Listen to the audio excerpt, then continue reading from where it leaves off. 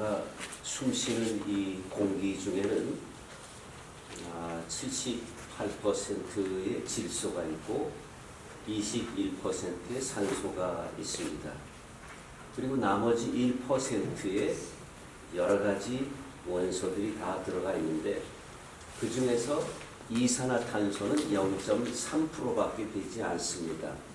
그런데 이 물과 이산화탄소가 결합하면 무엇이 되느냐? 거기에서 산소가 나오게 됩니다. 여기에 필수 조건이 하나 있습니다. 반드시 빛이 있어야 된다는 말씀입니다. 그리고 그 작용으로 식물에게 들어가면 탄소 동화작용이 일어나게 됩니다.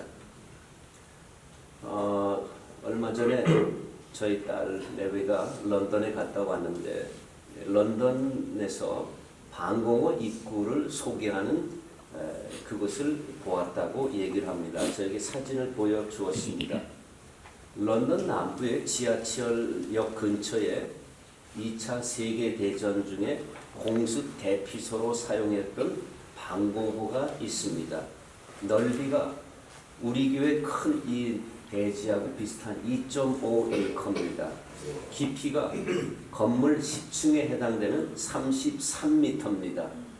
그곳에 원래 8,000명을 수용할 수 있습니다. 그런데 1944년 7월 20일 날 독일이 공습했을 때 2만 명이 그 안에 들어가서 대피를 해서 살아났다는 역사적 사실이 있습니다. 거기에 들어가면 물론 태양빛은 하나도 들어올 수가 없습니다. 그런데 그곳에 작년에 희한한 일이 벌어지게 됩니다. 거대한 야채 농장이 들어선 겁니다. 우선 사시사철 온도가 똑같습니다. 외부와 완벽하게 차단이 되어 있어서 병충해가 하나도 없습니다. 런던의 그 변덕스러운 날씨의 영향도 하나도 받지 않습니다.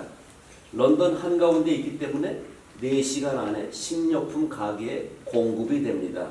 그리고 8시간 안에 런던 가정의 식탁에 도착한다고 합니다. 그럼 햇볕 대신에 무엇을 쓰느냐? LED 램프를 씁니다. 빛이 있어서 가능하게 된 것이지요. 여러분들에게 지금 방금 봉독해드린 요한복음 1장에 예수님은 태초부터 계신 말씀이다 이렇게 기록되어 있습니다. 우리는 영이신 하나님을 볼 수가 없습니다. 알 수도 없습니다. 유일한 방편은 하나님의 말씀입니다. 말 자체는 보이지 않습니다. 지금은 기술이 발달되어서 말을 전파로 잡아서 이 말이 파동을 일으키는 것을 우리가 보게 됩니다. 그러나 말은 우리가 하는 즉시 공중으로 다 사라져 버립니다. 근데 이것이 글로 표현되면 사람들이 그 말이 무엇인가를 알 수 있게 됩니다. 그런데 하나님이 이 말씀을 입으셨다. 이 말씀이 육신을 입으셨다. 하나님의 말씀인데 이 말씀이 육신을 입으셨다고 말씀합니다. 하나님의 말씀 아시지 않으면 우리 인간은 하나님을 알 수가 없는데 이 하나님의 말씀이 다시 육신을 입으셨다. 이런 희한한 메시지를 우리가 보게 됩니다. 이분이 예수 그리스도라 할 것입니다. 예수 그리스도는 말씀이 육신이 되어서 이 말씀이 무엇을 말씀하시는지를 예수님을 통해서 우리가 직접 볼 수 있게 되었다는 말씀입니다. 요한복음 9장 5절에 보시면은 예수님께서 내가 세상의 빛이라 이렇게 말씀하십니다. 왜 예수님이 이 세상에 오셨습니까? 우리와 함께 하시기 위해서 그렇습니다. 그래서 예수님의 이름의 하나가 임마누엘이라고 말씀합니다. 예수님이 우리 안에 계실 때 어떤 일이 일어나는가? 놀라운 생명의 역사가 일어납니다. 예수님의 생명, 영원한 생명이 우리 안에 들어오게 된다는 말씀입니다. 이것이 신비 중의 신비입니다. 고대부터 사람들은 하나님을 보기를 원했습니다. 그러나 죄인인 인간은 절대 거룩하신 하나님의 모양을 볼 수가 없습니다. 보는 즉시 우리 인간은 죽게 되어 있습니다. 그래서 하나님은 인간의 눈으로 볼 수 있는 인간으로 오신 예수 그리스도를 우리에게 보내주신 것입니다. 그것이 바로 인카네이션 성육신입니다. 빌립이 아버지를 보여달라고 하자 예수님께서 내가 아버지인데 너는 나를 보았는데 왜 아버지를 보여달라 그러느냐. 나를 본 자는 아버지를 본 자다. 이렇게 말씀해 주셨습니다. 우리나라 초기에 유명한 부흥사 중에 이성봉 목사님이 계십니다. 성결교 목사님이 부흥 강사님인데 유교 동란주의 목포 부근에서 부흥회를 인도하다가 공산당들에게 체포되셨습니다. 많은 고문을 받으셨습니다. 공산당들에게 수없이 몽둥이 세례를 받고 지쳐 있을 때 그 높은 자리에 있던 공산당 간부가 이 목사님에게 몽둥이를 때리면서 물었습니다. 어이 이 영감 예수쟁이들이 천국을 믿는다며 지금 나에게 그 천국을 좀 보여주지. 목사님이 대답합니다. 예, 제가 천국을 보여드리겠습니다. 그러다 공산당원이 말합니다. 아니 죽어서 말고 지금 내 자리에서 내 눈으로 똑똑히 보여달라는 말이다. 그때 목사님이 이렇게 말씀하셨다고 합니다. 천국 본점은 제 소관이 아니니까 제가 보여드릴 수가 없습니다. 천국에 들어가는 사람만이 볼 수 있기 때문에 지금 당신의 눈에는 보일 수가 없는데 그 지점은 내가 보여드릴 수가 있습니다. 바로 내 마음이 천국입니다. 아멘. 당신은 내 생명을 뺏어갈 수 있지만 내 안에 있는 예수의 생명은 뺏어갈 수 없습니다. 그 생명을 나는 믿기 때문에 지금 이 자리에서도 내가 하나도 두렵지 않은 것입니다. 나의 영원한 생명은 당신이 빼앗을 수가 없습니다. 나는 목숨이 끊어지면 그 나라로 바로 천국 본점으로 들어가게 됩니다. 당당하게 말씀하셨다고 기록이 되어 있습니다. 그리스도를 믿는 자는 곧 하나님을 믿는 것입니다. 하나님을 믿는 유일한 통로는 예수 그리스도이십니다.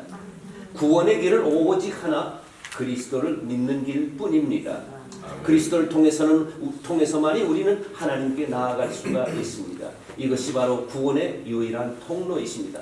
그래서 예수님께서 말씀하십니다. 나를 보는 자는 나를 보내신 이를 보는 것이니라. 아멘. 오늘 여러분들은 이 작은 빛을 들고 계십니다. 이 작은 빛은 예수님께서 우리 안에 들어와 계신 그런 생명의 빛인 줄로 압니다. 아멘. 여러분 안에는 지금 생명의 빛이 지금도 살아 있습니다. 아멘. 성경에서 말씀하시는 빛은 하나님의 빛, 진리의 빛, 생명의 빛입니다. 예수 그리스도가 세상에 빛으로 오신 이유는 예수님을 믿는 자로 어두움에 더 이상 거하지 않게 하기 위함입니다. 예수 그리스도를 믿어 죄악 가운데 거하지 않도록 예수님이 이 땅에 오셨습니다. 예수 그리스도를 믿어 죄악의 세상에 거하지 않고 하나님 나라에 속하는 하나님의 백성으로 살게 하기 위함입니다. 우리는 오늘도 땅에 이 발을 딛고 살지만은 그러나 우리의 시민권은 하늘에 있다고 사도 바울이 분명히 말씀해주고 있습니다. 예수 그리스도가 오신 이유는 바로 하나님의 구원을 완성시켜 주시기 위해서 그렇습니다.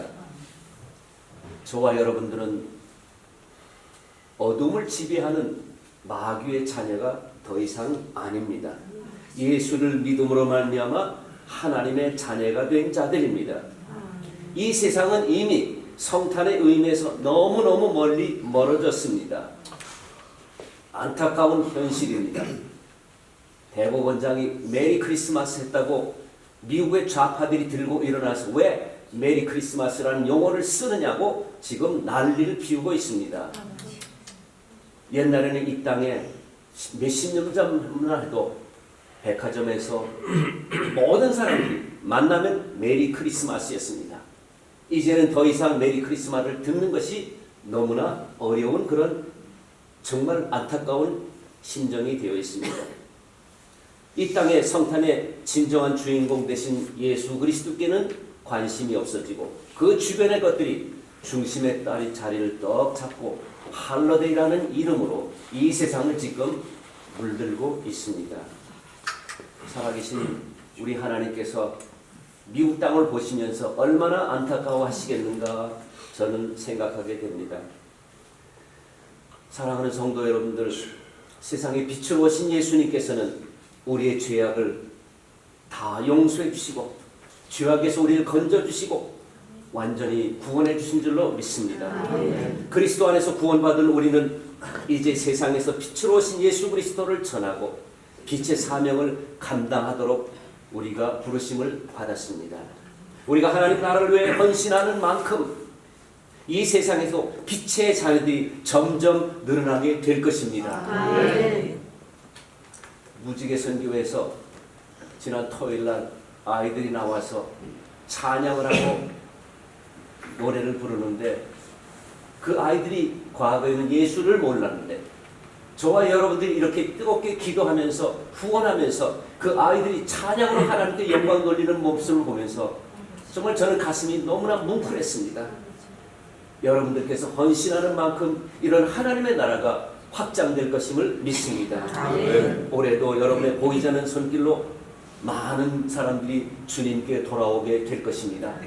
내년에 성탄절을 맞이할 때까지 여러분의 생애가 더욱더 하나님 앞에 아름답고 정말 아름답게 헌신됨으로 말미암아 하나님이 기뻐하시는 하나님 나라가 이 땅에 임할 수 있기를 주님의 이름으로 축복드립니다. 기도하겠습니다.